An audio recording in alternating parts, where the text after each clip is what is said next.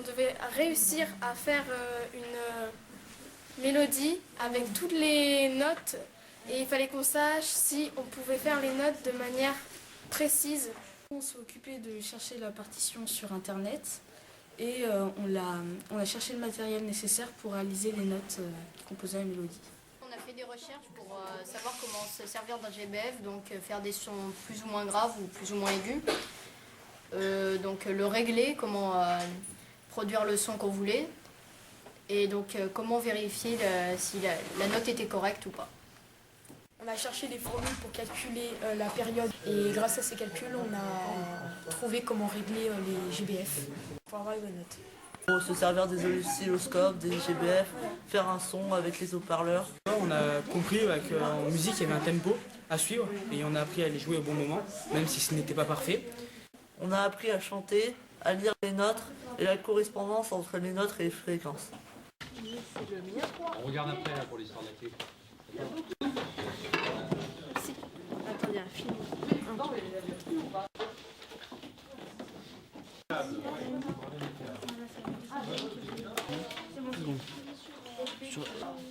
C'était l'extrait du jour.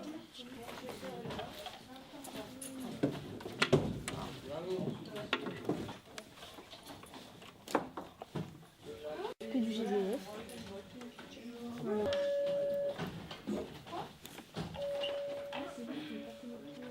C'est d'abord comme si l'oscilloscope n'était pas là.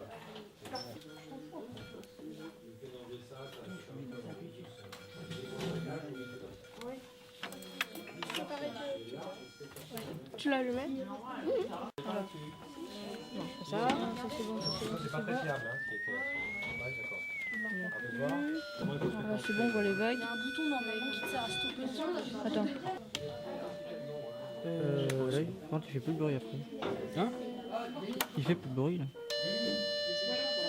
C'est bon. Fallait mettre le carré pour que ça fasse plus de son. D'accord. C'est bon, du coup on peut brancher ça, on n'a plus besoin de... Ok. Après, tu vas en faire. Je prends, je fais. Non. Ah bah si, tu m'as dit. Je fais Ré 3 comme note. Ben, là, on a un GBF, c'est un générateur basse fréquence. Il sert à envoyer un signal électrique, une fréquence à l'oscilloscope. Et donc au truc. Et avec l'oscilloscope, on peut régler.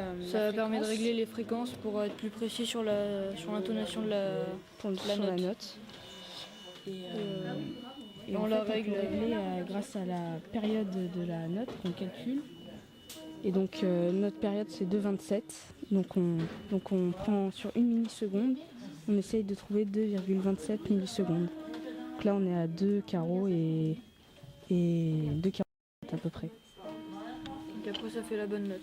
Donc après ça fait la bonne note et ça sort Par l'enceinte. par l'enceinte qui est reliée au générateur basse fréquence et un interrupteur qui permet de faire plus facilement la note sans régler les boutons. Une fois qu'on fait ça, ça sort. Bon, tout le monde est prêt a priori?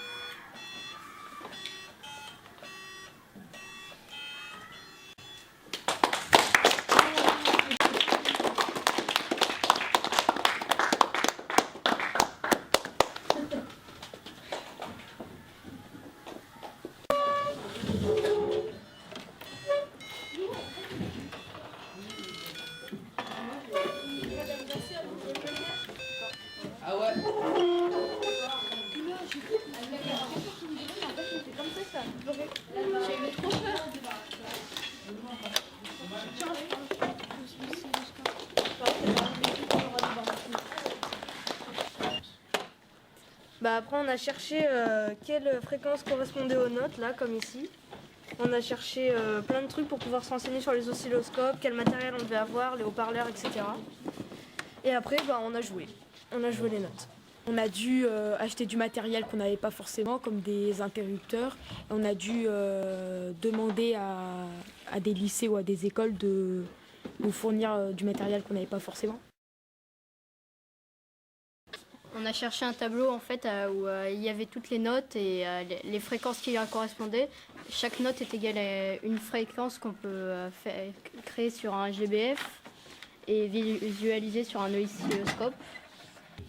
Tout d'abord, en fait, on a cherché une partition qui était simple à pouvoir jouer. Collège Côte, c'est génial, c'est génial. Physique et musique, c'est génial, c'est génial. Collège Côte,